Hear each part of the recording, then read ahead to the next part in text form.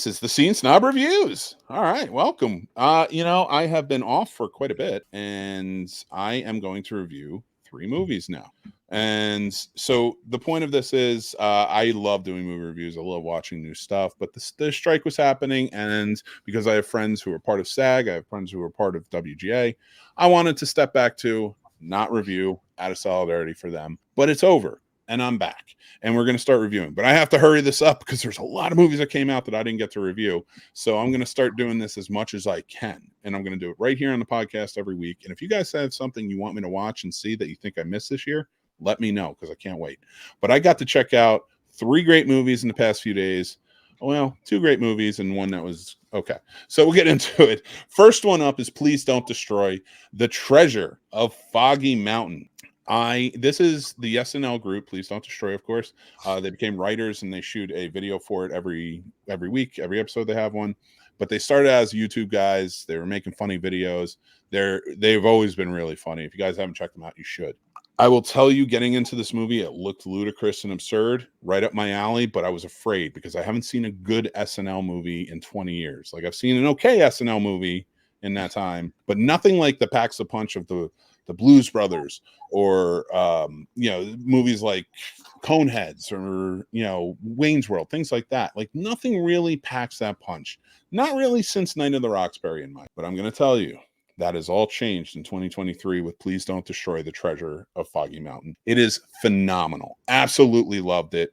My rating for this movie is 4.5 stars. I think everyone should go check this movie out. I absolutely adored it. If you guys haven't seen it, please go check it out. It's funny from beginning to end, and I'm telling you, you're going to have to watch it at least another time after that, just to get jokes that you'll miss while you're laughing. It's that good. No BS. Go check it out. I absolutely loved it, and I think it's one of the best SNL movies to come out in a while, and one that I know I'm going to revisit often. So, next up on my list, the MCU's latest outing. That's right. Well, here, I'm going to flip you guys because I feel bad. Sturdy stuck me on the thing. So now Chris is there. With everyone, I'll switch. So I checked out the Marvels. Yes, that's right. I haven't reviewed a Marvel anything since I went and saw Guardians of the Galaxy Part 3, Volume 3. So the Marvels is now here. A lot of hate coming out about this movie. It was a box office failure. It did terribly. And I'm sad to see that.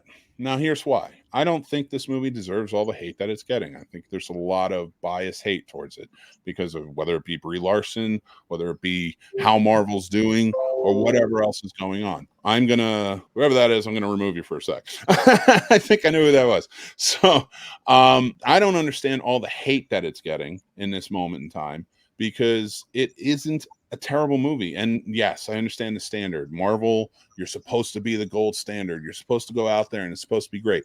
Who said that and why? To me, this is a middle of the road movie. It was good.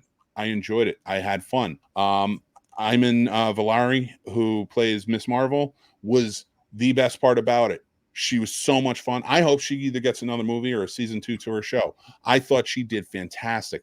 But everybody else was great too. Brie Larson, she was a lot better than she was in the first one. I enjoyed it a great deal. So if you guys want to go check out a good Marvel movie that you might just really enjoy, sort of middle of the road, but let's face facts, comic books are like that. We get one-off issues that are just kind of like a story that's kind of bridged the gaps to the next big arc. Well, that's what this was, and I enjoyed it. And Nick Fury, it was nice to see him actually be in a positive moment after everything we were just seeing from Secret Invasion, which sucked. But anyway, that's how I felt about the Marvels. But for me, it is a 3 out of 5 mics. It's middle of the road. It's good. Go check it out. It's a lot of fun. Finally, and I saved this one for last because I was very excited to watch this one today. And Thanksgiving by Eli Roth, of course, started from just some small little trailer he did for a little double feature called Grindhouse. That's right. So Thanksgiving comes from that. A lot of the gags come from it that he put into this. But it took 20 years to get this movie made, and they did it phenomenally. I think this is the best way to pay homage to any horror movie, right? It was fantastic throughout. I had a good time. The horror was fun. The gore wasn't over the top, but it was a good time, and they did some really fun stuff with it. The comedy hit right. The horror was just really well done in a formula that we've seen, and it's very basic in a lot of ways.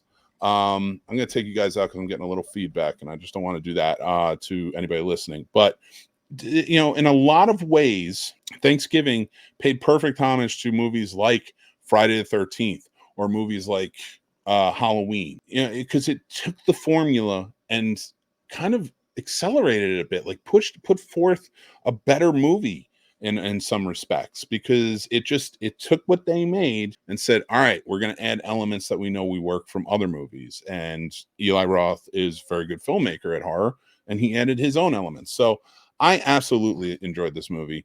The cast is great. The theme, how it starts off in Black Friday, and I'm not going to give you it, but like you have the crazy rush of Black Friday, and it plays into that. It seemed a little over the top considering it takes place in today's world, but I'm still familiar with it. We still do get those rushes, but because I grew up with Black Friday rushes like that where people were getting hurt and stuff, it was still believable. I could still like own it. But this is going to be a movie I check out every year. And I think it should be checked out every year. It's that good. All right. That's why I gave it a 4 out of 5 mics. I think this movie was fantastic and so well done. So go check out all these movies. I think they're worth going to see. It's the holiday weekend. Why not get out and see them? All right.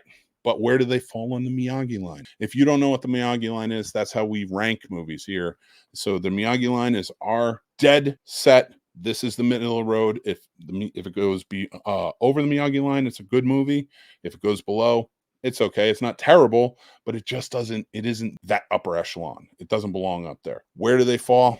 This is where they fall. I think Please Don't Destroy, with its story, its comedy, it's really well done acting throughout, deserves to be above the Miyagi line. And I do feel that way with Thanksgiving, giving it more towards the horror side of it.